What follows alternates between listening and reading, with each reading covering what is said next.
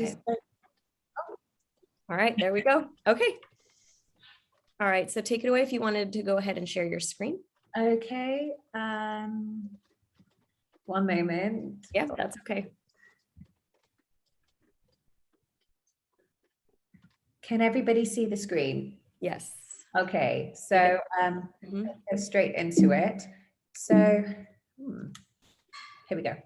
So here's a little bit about us. We're an interior design firm that's located here in Los Angeles. We primarily do a lot of projects, residential and commercial, nationwide, but internationally as well.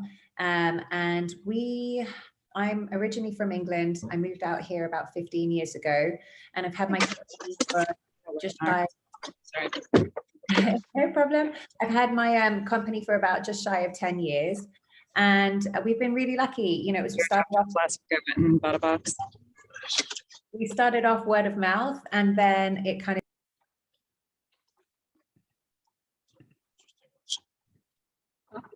interesting lesson. It's good to get a lesson in this, though. Roll 6, 7, 8, and 9. Oh, Claudia, you're muted. Claudia, can you hit unmute on yours? Can you hear me? Mm-hmm. Okay. So let me just go back for a second.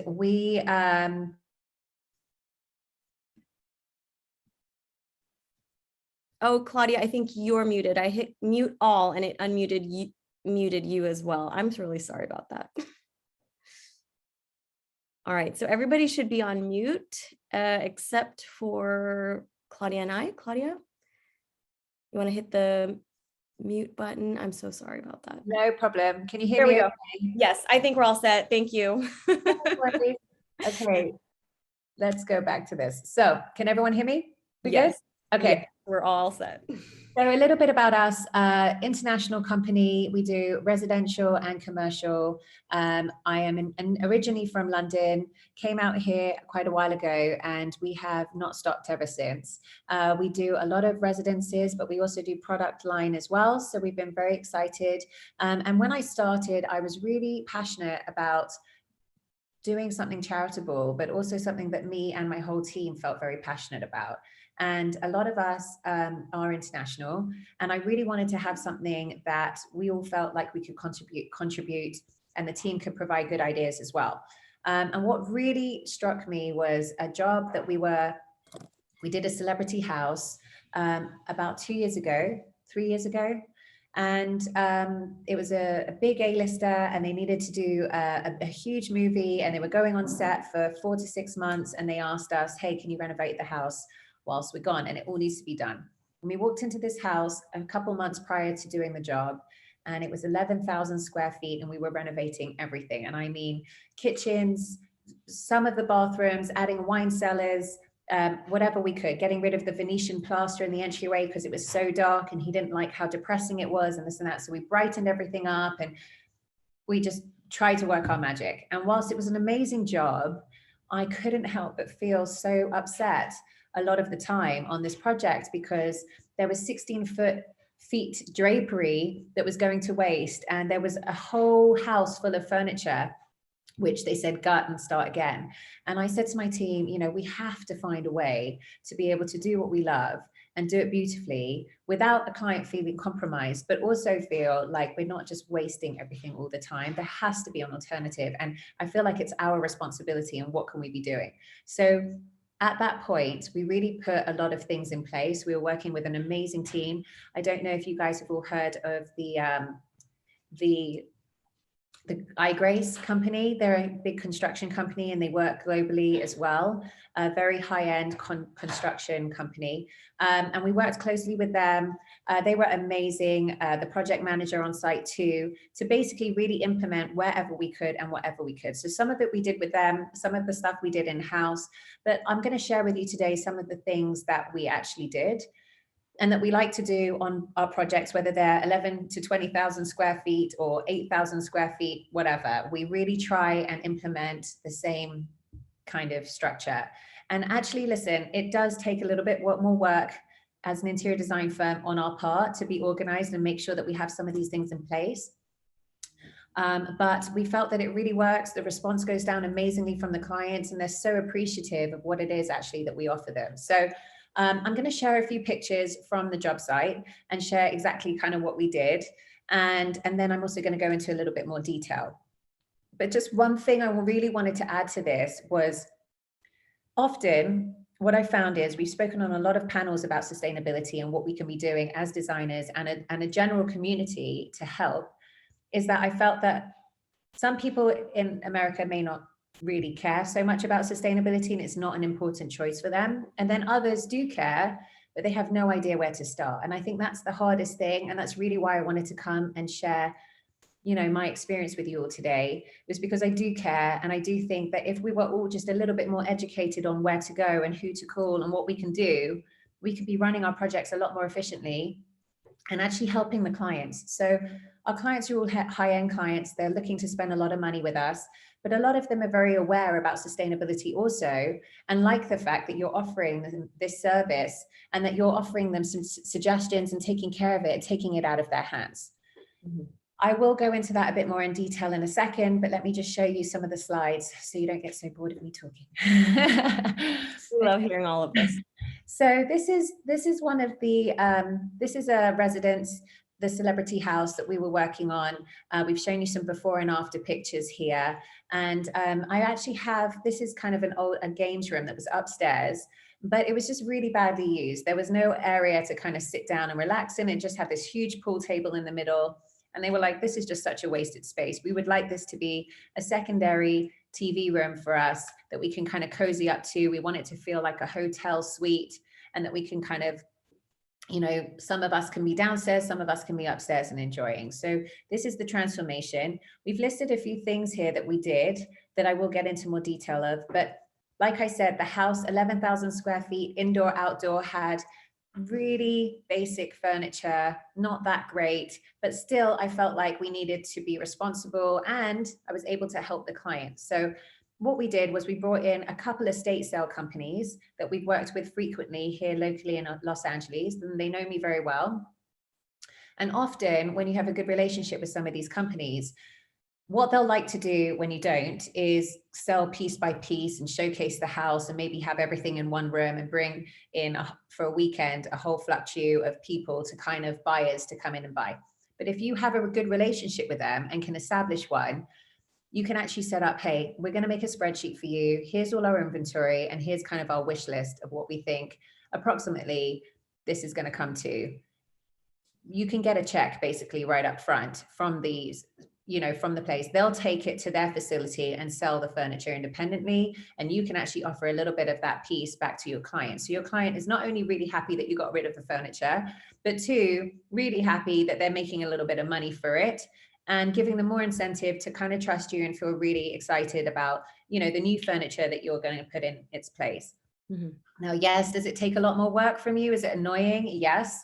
But do you feel like better about yourself in knowing the fact that actually this furniture is going to local showrooms, it's going to local families, whatever it is? For me, it just sits with me well. So another thing that we've really focused on too is when you do an installation for this kind of magnitude of house, you'll take you sometimes a week to 2 weeks with a big installation, and the delivery boxes and the packaging is just unfathomable. So we actually found some local companies that we can call. Yes, it's up to my contracting team to kind of break down the boxes properly and split the boxes with the packaging, which they're doing anyways, to be honest, and putting it in the dump. But instead of putting it in the dump, we're literally having it separated, and a company would come and pick up the boxes, and it's all getting recycled and reused. So again, a really good option, something that, you know, we're doing anyways. Why not have it just collected by another alternative? Then kitchen and laundry appliances. So often, rightly or wrongly, we love our clients, but you know, some of them for whatever reason might be kosher, or they may not want to use the same washing machine as someone previously. So all of that gets thrown out of a brand new kitchen that they've just bought a beautiful, wonderful home, and it has a chef's kitchen, a main kitchen, you know, 2-3 laundry rooms in the guest house and the main house. And all of that's just going to waste because they simply just don't want it, or it doesn't meet their criteria. that really pained me a lot. So we thought, what can we be doing? So not only did we speak to our local nonprofit organizations, which is a great call. Some of them are rebuilding like smaller, you know, minority, like small minority houses, and where it can be really useful for, or we sell it to, we will call Habitats of Humanity. There's a bunch of them that we use, and they'll come and pick up a lot of that stuff and reuse it. But I also just got back from this panel and spoke with the heads, the VPs of Cola and Miele. And, you know, they were on a panel, we were asking a bunch of questions, and then I've spoken to them again since, and we were talking about what we can be doing as a community. They're very much about sustainability, and they care a lot and want to hear about it from us as designers and architects and contractors. What can we be suggesting, and how can there be an alternative? So we've actually been in a lot of back and forth discussions about what we can do. I know Cola are breaking down used toilets at this moment and things like that, and converting them into these, like breaking it down literally into powder and making these beautiful tiles and actually selling the tiles. So they're really trying to find a way to sustainably, you know, give back and help and find out. But I was talking to them more in depth about it as to, surely there could be a program for us designers and architects as to, okay, my client, there's a brand new Bosch dishwasher here. Can there be a program where we call you guys, instead of having to just donate it, and you guys would take it back and sell it, resell it at maybe a cheaper price, and we could use it on a different job site, or someone else can, like a program like that. So we'll see, it's been in discussion, but they were definitely open to it. Millwork and cabinetry, often it takes a little bit more time on your part, but we really make sure that any contractor working on any of our jobs, if we are breaking down a kitchen and doing a full renovation, that the cabinetry is taken apart very carefully so that we can put it to one side, wrap it up nicely, and make sure that it's picked up and also donated. And often people will pick it up as long as it's good, you know, semi-good condition, they do.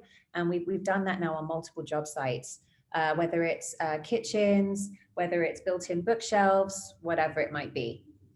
And then tile and stone supply is something I'm really passionate about. So when we do a house, ground up construction, 20,000 square feet, you can only imagine how much tile and how much stone you're using. And sometimes the quantity control is just so out of whack.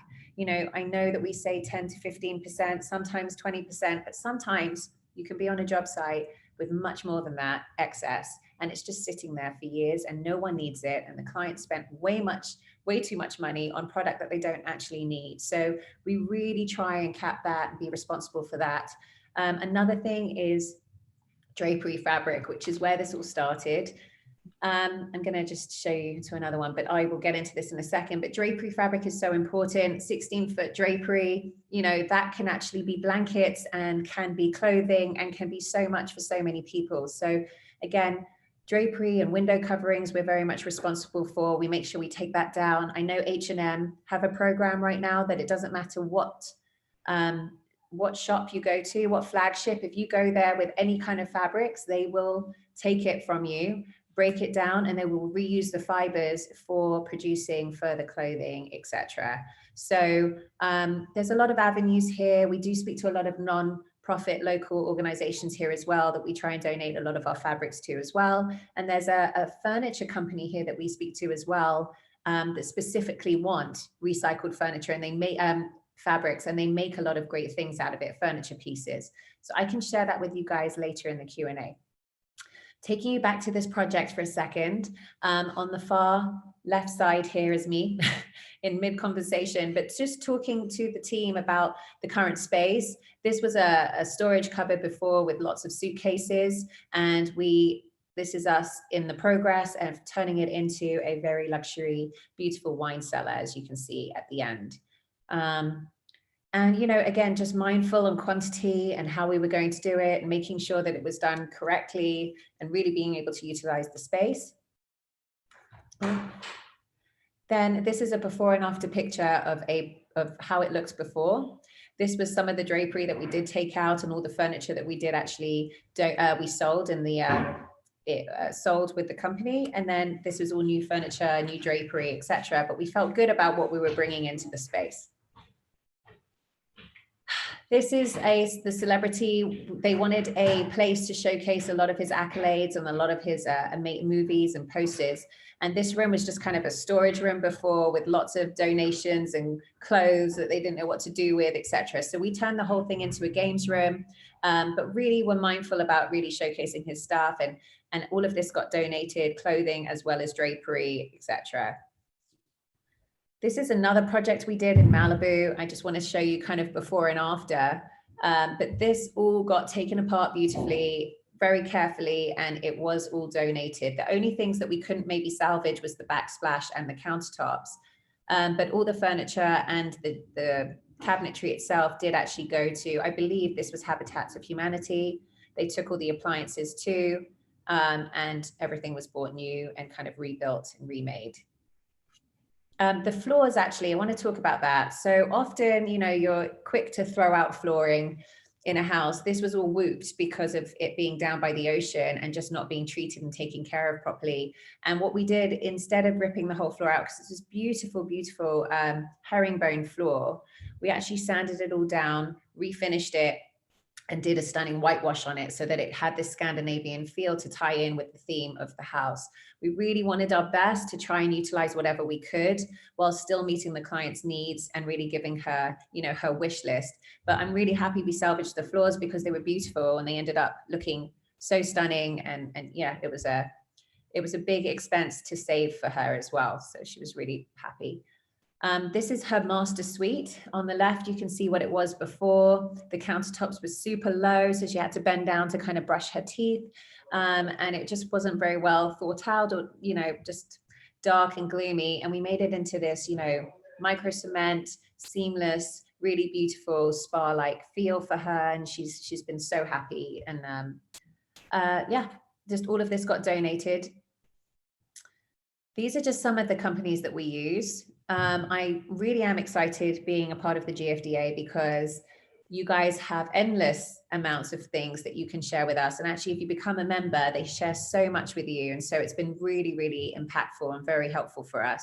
And we've been so happy to have all of this new knowledge and education. I'm not here to say that I'm a trophy designer and that I know everything in this industry. Please, no, I do not. And we are learning and growing every day. But wherever we can and whatever we can be doing, we really are trying our best. So I'm very grateful to be here today. And I'm grateful to be kind of educated more and hear what other things we can be doing and have the GFDA recommend so many other resources to us. We have Q&A here. I'm open to answering any questions you guys have. I try not to drag it on too long with a bunch of long, lengthy, you know, experiences and questions, but I'm here, and if I can help in any way, I'd love to answer anyone's questions. Wonderful. Thank you so much. So I'm going to just allow people to pop in any more comments, but I'm going to go ahead and field some of these on their behalf. So it says, for example, here's a question about what organization have you used to donate appliances through? So appliances, I know you touched upon it, but was there specifically one that took appliances readily? Yes, actually, honestly, Habitat of Humanity have been great. They can be a little bit difficult. They don't want to just pick up one fridge. They really want a whole house, or they want to do as much as possible. So if you can just make sure that your job site is run really efficiently and that you can give them as much as possible. Also, it's actually a great, I think they do a tax credit or something like that for you too. That's really beneficial for your own business that you can use. But I know Renovation Angels will take it from you as well. And again, I am speaking to Cola, and we're trying to see what we can do about something there also. Something I found really interesting, sorry, I'm just going to throw it in there. When I was speaking with the VP of Miele, they said, you know, for us, sustainability is also so important that they hold on to parts from their factory for over 20 years in order to be able to accommodate everybody's old pieces. And that's really incredible and so interesting. But they're passionate to be able to not only provide and help with sustainability, but also, you know, really be aware that they don't want to waste and that things should really last the length of time when you spend money on a good product like that. Absolutely. I feel like that is striking a really, really beautiful point is that we are a part of a throwaway culture, and I can think of a few tech companies that could stop making such throwaway devices. Absolutely. And Absolutely. the fact that, you know, Miele has, you know, stock of 20-year-old parts and pieces is kind of like, you know, taking this in a different direction, but the responsibility, not just on the consumer, but on the manufacturer to continue to make products that are fixable. You know, they're not things that once they get damaged, they're made in such a way where it's very hard to fix or repair or have someone figure it out. Because a lot of things, you know, once something is broken, if you can't fix it yourself real quick, it's probably going to get tossed. And that's the bulk of things like that. So I love that Miele is taking that stance. I love that Kohler is as well. And I feel like we could even take this entire conversation just on company responsibility on their own product, just right there. But just to add to that, a lot of companies in America do actually care, and they really are trying to find a sustainable way and factor. And I think it's now important, you know, you go to Europe, and this has been happening for a long time. Everyone is already on board. They're already trying to do their part, and they already have a lot more in place. I'm not the first designer to say, I'm not going to deck out a whole house with just sustainable paints and woods, and because that's really opening a whole different can of worms, and it sometimes doesn't accommodate the client and their specific requests. Sure. So I'm not going to open that so much to speak, but where I can and what I can do, I really think is important. I think it's important for America and us in all these different states to be aware of, you know, a global issue and what we can be doing and how we can be running our projects efficiently, you know, to really help as well. It just makes me feel like I get to do what I love without guilty conscience. Wonderful. That's amazing. And speaking of doing what you love, when you talk to a client, is there a specific script or talking point that you have ready in your mind to say to your client who may or may not have sustainability on their mind? Or is it something that you automatically incorporate in your practices and just let them know, by the way, we're going to take a little bit longer on the flooring because we're refinishing it? You know, how do you approach that piece? I think it's already in my DNA. It's already being discussed. For instance, we had an amazing, huge closet for this client. She was a global, worldwide Olympian, and she just wanted a whole brand new closet. And so I said to her, look, we would really like to come in and we can take this apart for you, but we would really like to kind of make sure that it's all donated. Is there any clothes that you would like to consider as well? And we can, if you put that in bags for us, we can also factor that in with our fabric collection. We just want to make sure that whilst we're getting organized, we kind of accommodate you. And she was ecstatic. Oh, I had no idea. I didn't know who to call. This is so amazing that you're offering this. And I love the fact that I don't have to feel guilty about it. You know, a lot of people, I think, are really in that boat. They just don't know where to start. So the fact that you offer it is just such a nice, we're a sales industry. The fact that you're offering it is just another thing for your clients to really, you know, get on board with and be really supportive about.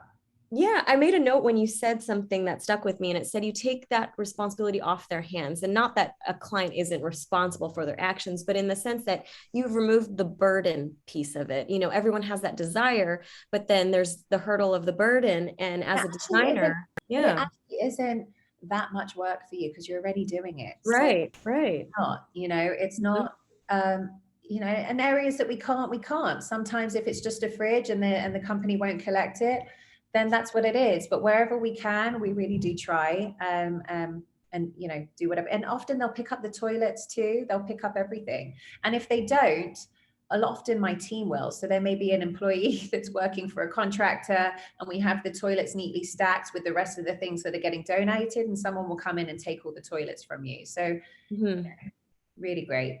That's wonderful. And in terms of textiles, I know you mentioned H&M will take any fabric. Do you stroll into the mall with like 15-foot drapery? I mean, I want to see. We're very busy. No, I'm going to be honest. No, but if we're working with a shipping company or, you know, a white glove delivery company, we will factor it in our fees and we'll basically have them pick it up and take it there. Okay. All right. So, okay, that's great. And then besides H&M for textiles, was there anybody else that prefers taking textiles? There's a company called Reeve LA. And they're actually a furniture company that are using a lot of recycled materials to remake some stunning furniture pieces. And they're doing furniture and clothing, and they're really becoming kind of a big deal out here. They host a lot of amazing events, and often a lot of women go there just to kind of sip and shop and buy lots of bits, whether it's clothing or anything else. But they've continued to really make a big push for themselves, and I really love what they're doing. Oh, that's amazing. And how do you spell Reeve? It's REAVELA.com. Okay, great. I just wanted to pop that into the chat for everybody. So reevela.com.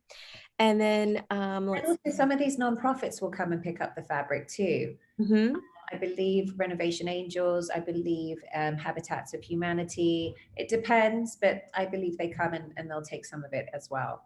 Yeah, actually, Renovation Angel is a GFDA partner, and we loved seeing their logo up there because we work with them nationwide. They're wonderful. Yeah. I love what they're doing. Yeah, absolutely. So let's see. Right.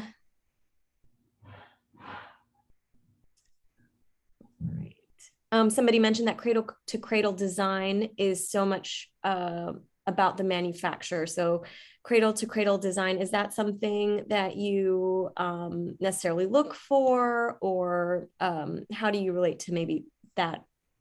Cradle to cradle, can you explain that? Yeah, so it's kind of, well, maybe somebody else would know if it's a certification or not, but I know that cradle to cradle design just means that it's fully circular. Yeah, I mean, I think it's just been a passion of mine for a really long time, and with the team as well. And my mother had an interior design firm in London, and she actually won a lot of awards for eco-sustainable builds back in the UK. She won internationally and in London and in Europe. And so what they did was they built a house, a beautiful house that a celebrity ended up buying. It was, really lovely, but it's completely sustainable. So it had its own water tank, clean air, everything, which was absolutely amazing. And actually, it's been a bit of a problem for her because she rented it out for quite a while. And some of the technology that they built the house was so far in advance that they didn't have the infrastructure to kind of correct things if things broke, or if something was an issue. So there was a lot of that on the back end, but it was a beautiful showcase house, and they were able to finally get a lot of those things back and figure out. But it was so ahead of its time that it was kind of a bit of a problem at the time as well.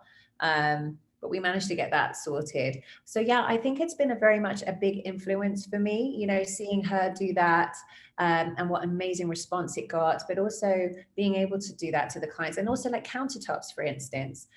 We are doing 3 ground up builds at the moment where they all require chef's kitchens. I don't know about you guys, but it's a big craze right now, especially here in LA, that you'll have your main kitchen, which might be a beautiful Calcutta real stone marble. And then you'll have your secondary kitchen in the back, which is more for a party preparation or for your chefs. If you live with a chef that's going to be cooking for you on a regular basis, and they come in where all the kind of toys and whistles are, and they can really get involved. So we're very mindful about using sustainable products for that location, and what we can be doing for countertops and surfaces, and how it can be really, look beautiful, but also be cohesive with the main kitchen, and also practicality. Amazing. There is another really good question. So, okay, so in the process of removing the client's existing furniture to replace it with pieces you've sourced, I can imagine this working nicely if the client is out of town for 4 months or so. So you can do a clean moving out of stuff and doing an install of the fresh furniture. But have you ever had to deal with this while clients are living in the house? And how would you handle the logistics of that? So yeah, really good question. Thank you so much. The best thing you could do is just be organized. And the more organized you are off-site, the better it's run when you get to site and you know that how it's going to go. So for instance, if we knew that we were going to have an estate sale come, we'd already agreed to a price and they were going to come in and pick everything up, we would schedule a time with the client, a morning window, and basically have them come in within that time frame so that they know, obviously it's a bit disruptive, but like everything's getting picked up at that time frame. It's not going to be piece by piece, one day to the next to the next. Again, if we had, for instance, the appliance company or someone coming to pick up a bunch of the cabinetry that we were about to start a renovation, that would always be pre-arranged, and we would have a day and a window for them to come in and pick up appliances. And what we would try and do is break them up half an hour from each other, so that everything's happening within that morning. And the next thing is happening maybe 2 days later, but it's been scheduled and approved with by the client. And they really feel grateful that, you know, we're on top of it, it's well organized, they're in and they're out with care. And ideally, if you do have a team, it'd be really nice to have one of your people there just to kind of make sure everything's running smoothly and that they're taking care of their home with care. People aren't just bashing things through their front door, etc. Yeah, that reminds me, actually, I was thinking of, you know, kind of the really exciting moments on HGTV where you've got a big sledgehammer and someone just smashes through it. And I imagine that, you know, that's probably what we're trying to avoid is in the demo piece of like moving whatever, whether it's an appliance or furniture or, you know, millwork, is the care in removing the item so that it's reusable, repurposable. Absolutely. So you're not going to the sledge, you know. No, they really are dealing with things with care, and you've given everyone a full warning that, you know, please be careful with these items. This is getting donated. So they do have that. The whole team are fully aware. Yeah. No one, you know, everyone's trying to be like mindful of it. And actually, I think the team respects you for it. I think everyone's very happy that, you know, that you're doing something with it and it's not just going to waste.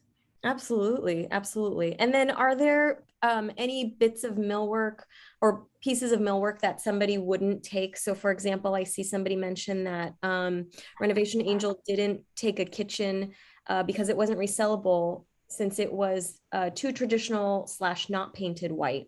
So, you know, do you find barriers in terms of what it looks like for a company to say, oh, we can't take this because of its, you know, some characteristic? Sorry about that. Yes.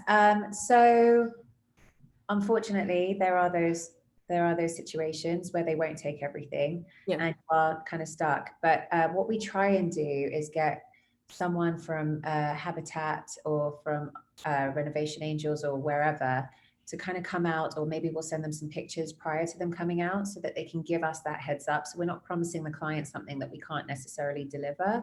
And if they won't take it, then we often speak to, like we said, some of the team, see if they would be willing to take it. And look, sometimes it does have to get trashed. You know, there's not an alternative all the time. But Right. something that made me really want to join you guys was really looking into different partnerships and different vendors as to who else we could be speaking to and who might use it for a nonprofit. And there's so many, there's such a homeless epidemic here in Los Angeles, and there's a lot of housing for these people. You know, we were really passionate about some of this cabinetry work getting put into some of these housing, where it doesn't matter if it's not white and it doesn't matter if it's not exactly perfect. So a lot of that has been a really big wish list for us too. Amazing. Yeah. And I agree with that point, is that not everything can be salvaged. And that's the unfortunate reality of, you know, existing as people with, you know, our own understanding of what's salvageable, what's good, what's nice, etc. And I think, speaking for the GFDA, you know, we always aim for low waste. We have never necessarily said zero waste, only because being in the design build industry, there's something inevitably Of course, to be wasted, but we're just trying to not do that at the expense of the earth, because what we're doing is we're throwing away at a capacity that far exceeds our ability to recycle or compost, or, you know, the landfills are filling up because we're throwing hundreds of thousands of club chairs into it. You know, just, I can't imagine like how many chairs are just sitting in a landfill. And I think America alone is like, It's is doing the worst of it. Yeah. I mean, a lot of the rest of the world is really, they are composting, and it's actually against the law not to be. And so they have no choice. There's a lot of things that have been set in motion, which we just have such free range with, and we take for granted, that you can just chuck wherever. You know, your bottles aren't getting recycled, your glass is not getting recycled. None of that's even considered out here. And it is a problem. It really is a problem. Yeah, absolutely. I mean, certain cities have, you know, composting facilities available. Not all things can be recycled, like not all plastics are recyclable in every city. So it makes it hard just on a, you know, personal level, where if you live in a city where those facilities don't exist, it's yet another hurdle to, you know, live a sustainable life. No one is perfect. Yeah. By all means, me, I'm not here to save the world. I'm just trying to do my Yeah. part as a business owner with a company, and we are doing super high-end stuff. I just want to make sure that if we can and when we can, we're doing what we can. That's it. I'm not here to say that like just follow me and my way is the right way, but if I can just help provide a little bit of knowledge and help some of you today, then I would feel really good about that and feel like we're doing something right and we're on the right track. Yeah, absolutely. That's so wonderful. I really loved your experience. I love that you shared all about it. It was so nice that your client was on board and was happy to see, especially those, herringbone wood floors. Like, that's so great that you were able to salvage those. We're also doing a lot of product development, and we really are trying to be mindful of whatever product development we do, that we really partner with companies that have the same, beliefs as us and are doing what they can within their companies. And so we can really contribute and add to that. I think it's not cool. I think a lot of designers think it's not cool to be using sustainable things and this and that. You should go for real marble wherever you can. But what if you can make that marble look absolutely beautiful? It's sustainable. You're working with an amazing team. So I think there's a lot of avenues where it's up to us to really say, hey, not only is this durable, it looks amazing, but it's also beautiful and it's completely sustainable, which is such a lovely thing to be able to offer. Not in everything, but wherever you can, I think it's a great thing. I think that's a good point. I think if our clients are taking our word with value, which is why they've hired us in the first place to come into their homes and design, and we're offering them the advice of, hey, we can save this thing, we can do something different, and here's the vision. I feel like that's a great way, that's a talking point for having a client feel like sustainability is totally in the cards. There's so many companies now that do presentations with us, and when we're doing a ground up build, they'll send us so many options, and it's all sustainable products, maybe even door levers and outside for the barbecue area, and different materials you could be using for decks instead of wood, or if you wanted, so there's just so much. And I think it just needs to be done well, curated well, thought about well. Absolutely. That's a really good point, is that it just needs to be thought and done well. And, with all of these conversations being had with, people meeting with you, with the GFDA, having these conversations, it's going to hopefully inspire a design shift in the, design build industry, where it's our priority is in making sure we're not making products, selling products, demolishing at the expense of the earth. We can still do it. We can just do it better. Yes, absolutely. And in fact, it's already happening. So I think, it's great that we're here and that we're doing a big push for this, because I definitely think it's time here in America. I agree. And I do see it happening. I feel like, it's become almost second nature for people to start thinking like, oh, is what I'm doing sustainable to whatever extent? So I agree with you. Great. Is there any other questions? Is there anyone else want to ask anything? There is one more question. In order not to have items go to waste, have you ever repurposed items within the project and reused them in that same house? For example, fixing and painting a kitchen cabinets, using them in a laundry room. So moving it from one place of the house to another. That's a really good one. Actually, no, if I'm honest, we haven't really shifted it and moved it in a different place. But what we have done is sometimes clients just won't want to spend the excess to rip out a whole kitchen. And so we will sand down and refinish a whole new kitchen. And what we might do is, if it was built really well, we'll maybe take off the doors and actually just redo the whole kitchen with new faces. We have done that before. Obviously, it saves the client a tremendous amount of money, and that we're still able to get them a new finish and a whole new kind of, idea for the kitchen. So that's been done. Or even if it's not in the kitchen, but we end up doing that in the kids' bedrooms, in their closets that were really beautifully made. They just didn't like the style of it, or even the guest house, certain areas, things like that. Amazing. And that was a really good question, because you could you just take something and put it somewhere else? But okay, great. Thank you. Yeah. All right. Is there any other questions that might want to come in? Go ahead and pop them in now. But otherwise, I just wanted to go ahead and say thank you so much to everyone who's attended. If you are not a member yet, I just wanted to let you know that this is the work that we do. Consider joining. What we do here at the GFDA is really encourage low waste and sustainability within whatever it is that you do, whether you're a manufacturer, interior designer, or architect, etc. So please consider joining the GFDA. For those who are already members, we are just so glad to see you again and to have you. And then Claudia, thank you for your time as always. Thank you so much for having me. Yeah. Honestly, it's been such a pleasure and something I'm so passionate about. So thank you so much again. Okay, well, thank you. All right, and then with that, we'll say goodbye and we'll sign off. And all right, Bye, thank everyone. you. Thank you so much. Thank you, ladies. Bye. Thank you. Bye. Bye, everyone. Thank you.